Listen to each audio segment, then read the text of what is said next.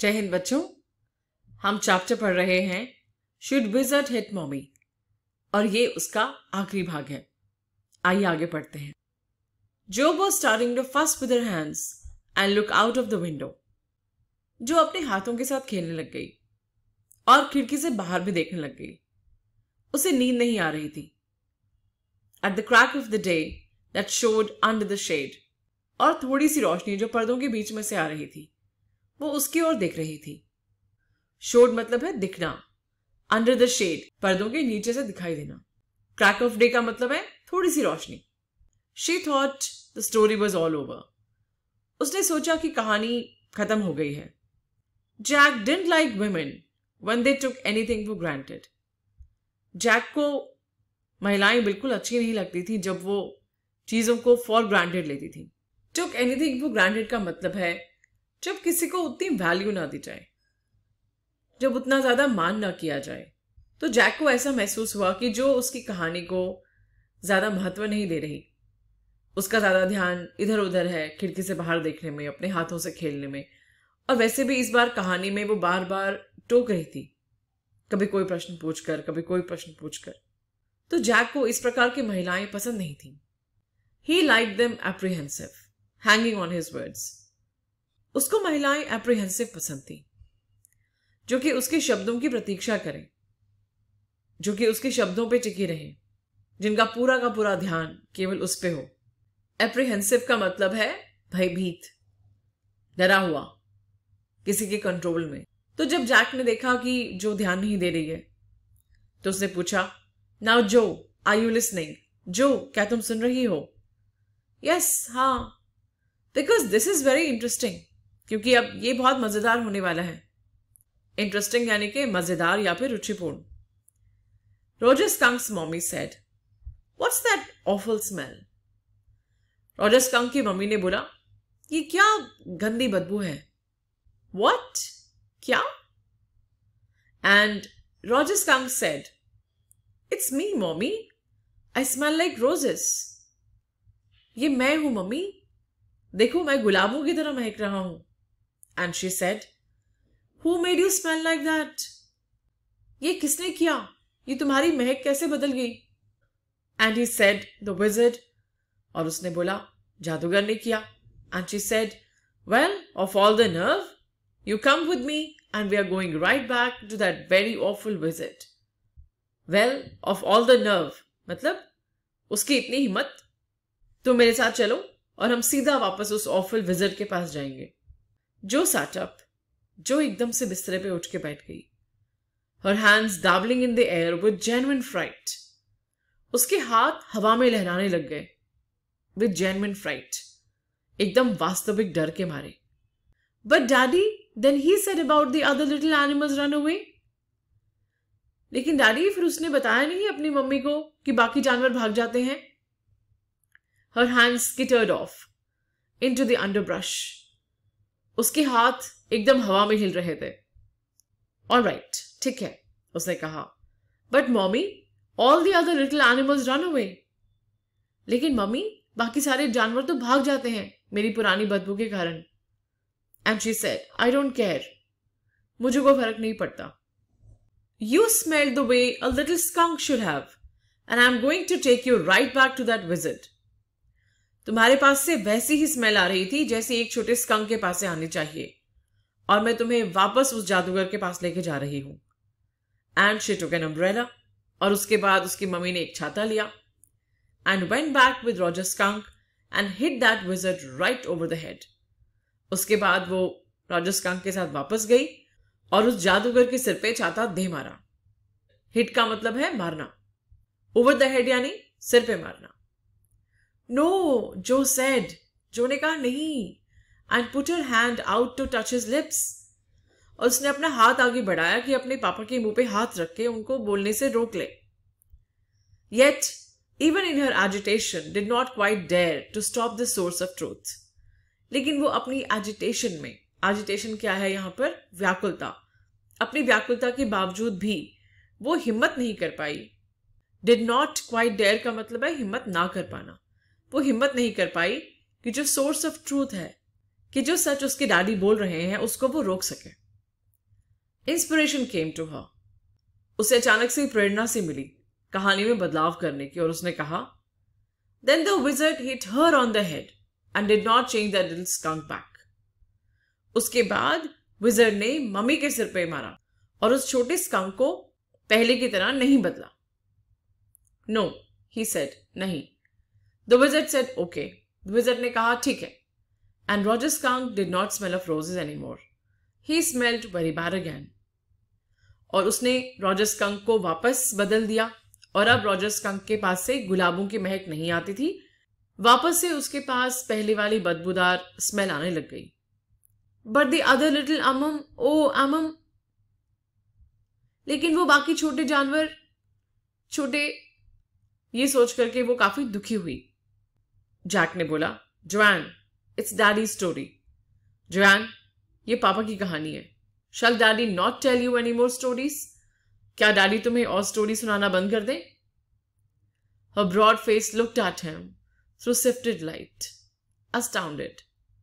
उसका चौड़ा सा मुख, जो कि क्षण के आते हुई रोशनी में चमक रहा था, वो बहुत ही चकित सा रह गया. उसके चेहरे पे बहुत ही चकित भाव था. This is what happened then. उसके बाद फिर यही हुआ. Roger Skunk and his mommy went home. Roger Skunk अपनी पुरानी बदबू के साथ और उसकी मम्मी वापस घर चले गए. And they heard woo woo and it was the choo choo train bringing daddy skunk home from Boston. और उसके बाद उन्हें वू वू सुनाई दी और उसके बाद चू चू ट्रेन आई जिसने डैडी स्कंक को बॉस्टन से घर वापस लाया. And they had lima beans, celery, liver, mashed potatoes and pio my for dessert. और उसके बाद उन्होंने लीमा बीन्स खाए, सेलेरी खाई, लिवर खाया, मैश्ड पोटैटोज खाए और पायोमाई डिजर्ट में खाई, यानी कि मीठे में पायोमाई खाई. And when Roger skunk was in bed, और जब रॉजर स्कंक अपने बिस्तर में गया, mommy skunk came up and hugged him and said he smelled like her little baby skunk again and she loved him very much. And that's the end of the story. तो उसके बाद mummy skunk baby skunk के पास आई, उसे गले लगाया और बोला कि वो बिल्कुल पहले वाले बेबी स्कंक के जैसे महक रहा है और वो उससे बहुत प्यार करती है, और ये कहानी खत्म होती है. बट डैडी, लेकिन डैडी क्या? Then did the other little animals run away? लेकिन क्या उसके बाद जो बाकी छोटे जानवर थे वो भाग गए? No, because eventually they got used to the way he was and did not mind it at all. नहीं, क्योंकि थोड़े समय के बाद उन सब जानवरों को भी आदत हो गई उसकी स्मेल की. वो कैसा था उन्होंने उसको वैसा ही स्वीकार कर लिया और बुरा मानना बंद कर दिया. What is eventuality? In a little while.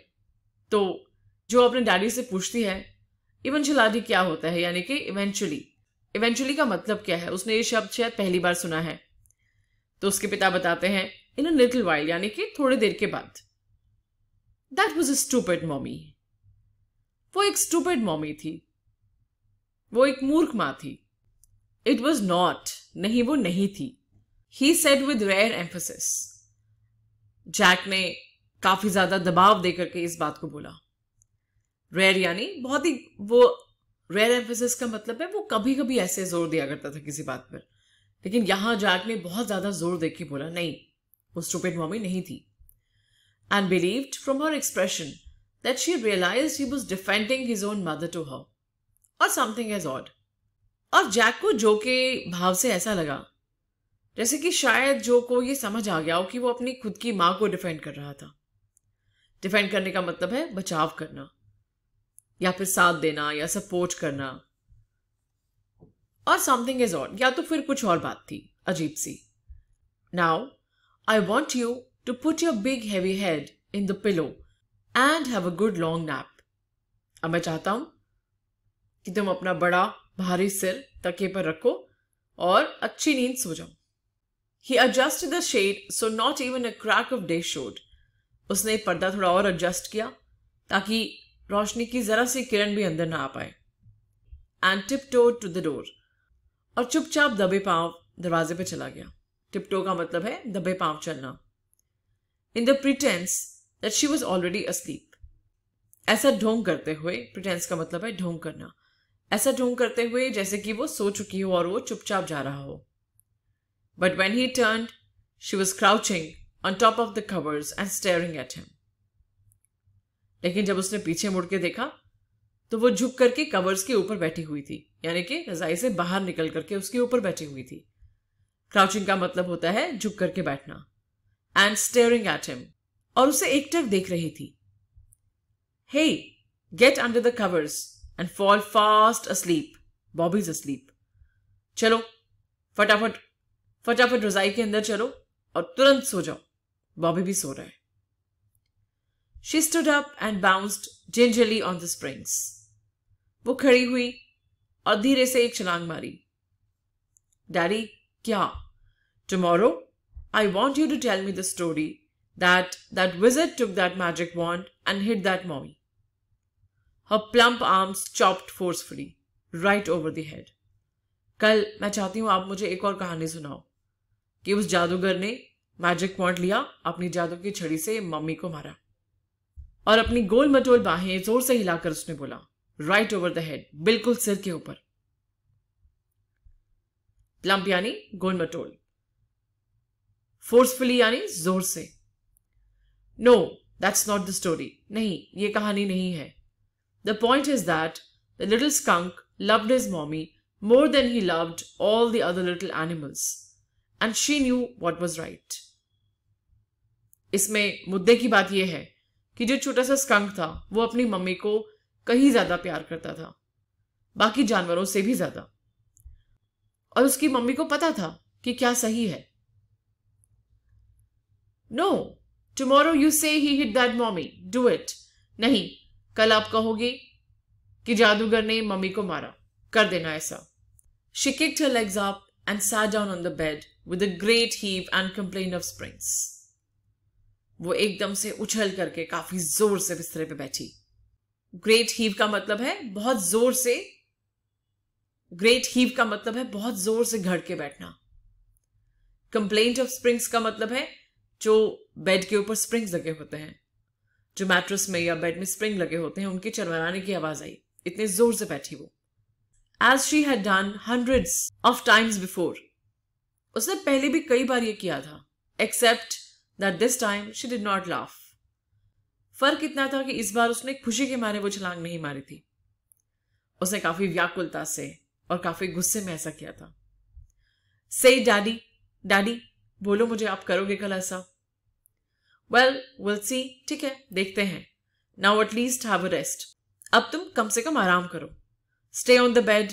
You're a good girl. तुम अच्छी लड़की हो. अब बेड से नहीं उतरना. He closed the door and went downstairs. दरवाजा बंद करके वो नीचे चला गया. Claire had spread the newspapers and opened the paint can.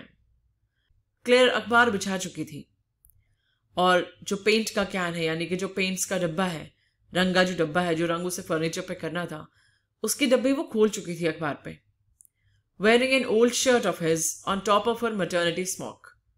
और उसने जैक की एक पुरानी शर्ट पहनी हुई थी अपने मटर्निटी स्मॉक के ऊपर, यानी कि जो उसने खुली खुली ड्रेस पहन रखी थी उसके ऊपर उसने जैक की शर्ट पहन रखी थी. वो stroking the chair rail with the dip brush. कुर्सी के ऊपर वो एक डिप ब्रश यानी कि रंग में ब्रश को डुबो करके वो कुर्सी के ऊपर रंग कर रही थी. Above him, footsteps vibrated and he called. Jack के पीछे कुछ कदमों के चलने की आवाज आई, कुछ कदमों की चलने की आहट आई, और वो चिल्लाया, Joanne, shall I come up there and spank you? The footsteps hesitated. Joanne, क्या मैं ऊपर आके तुम्हें मारूं? और जो कदमों की आहट थी वो वहीं पर ठिठक गई. That was a long story, Claire said. लगता है बहुत ही लंबी कहानी थी, क्लेयर ने बोला. The poor kid, हाय बेचारा बच्चा, he answered, and with utter weariness watched his wife labor. और बहुत ही घनी थकावट के साथ उसने अपनी पत्नी को मेहनत करते हुए देखा. अटर यानी कि बहुत ज्यादा, वेयरनेस यानी कि थकावट, वॉच का मतलब है देखना, लेबर यानी कि मेहनत करते हुए. The woodwork, a cage of mouldings and rails and baseboards all around them, was half old tan and half new ivory. जो लकड़ी का सामान उनके आसपास पड़ा हुआ था, जो लकड़ी का फर्नीचर उनके आसपास पड़ा हुआ था, a cage of mouldings, rails था। ऐसे लग रहा था जैसे कि एक पिंजरा सा पड़ा हो उनके आसपास, बहुत सारे फर्नीचर का, मोल्डिंग्स का, रेल्स का, बेसबोर्ड्स का, जो सबके सब उनके इर्द गिर्द पड़े हुए थे रंग करने के लिए। उसमें से आधा पुराना टैन था, उसमें से आधा फर्नीचर पुराना था और आधा फर्नीचर नया था। And he felt caught in an अगली मिडिल पोजिशन। और जैक को ऐसे लगा जैसे कि वो एक अगली मिडिल पोजिशन में फंस गया हो। अगली यानी कि कुरूप, एक कुरूप सी अवस्था में फंस गया हो। And though he as well felt his wife's presence in the cage with him, he did not want to speak with her, work with her, touch her or anything. और हालांकि उस पिंजरे में, उस कुरूप सी स्थिति में उसे अपनी पत्नी के होने का आभास हुआ और उसे यह भी लगा कि उसकी पत्नी इस पिंजरे में उसके साथ ही है, लेकिन वो उससे ना बात करना चाहता था, ना उसके साथ काम करना चाहता था, ना उसे छूना चाहता था, कुछ भी नहीं।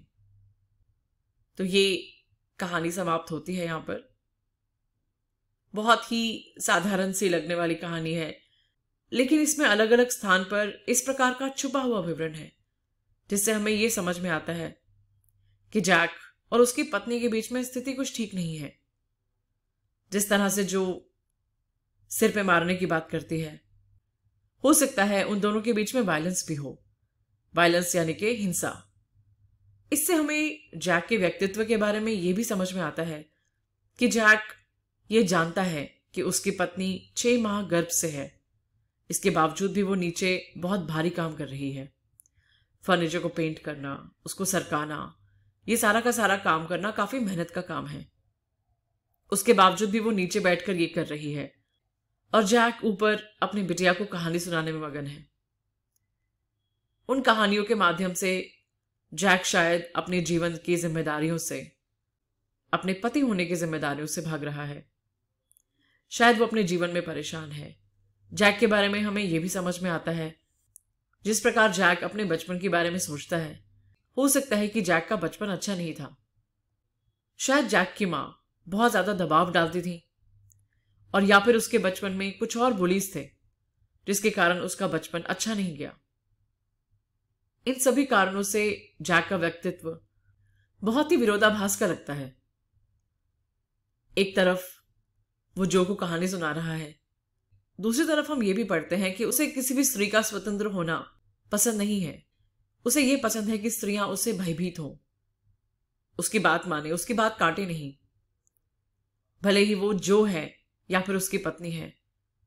अब यहां पर यह भी समझने वाली चीज जरूरी है, जो केवल एक 4 वर्ष की बच्ची है, यदि वो उसमें अपनी पत्नी की झलक देख पा रहा है तो जाहिर है उसका व्यवहार उसके अनुरूप ही बदल सकता है। और यदि उसका व्यवहार बदलेगा तो जो के विकास के लिए वो अच्छा होगा या नहीं।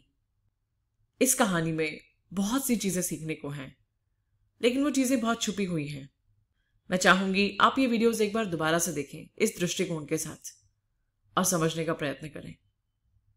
आशा करती हूं आपको ये चैप्टर अच्छी तरह समझ आया होगा और आपको अच्छा भी लगा होगा। धन्यवाद।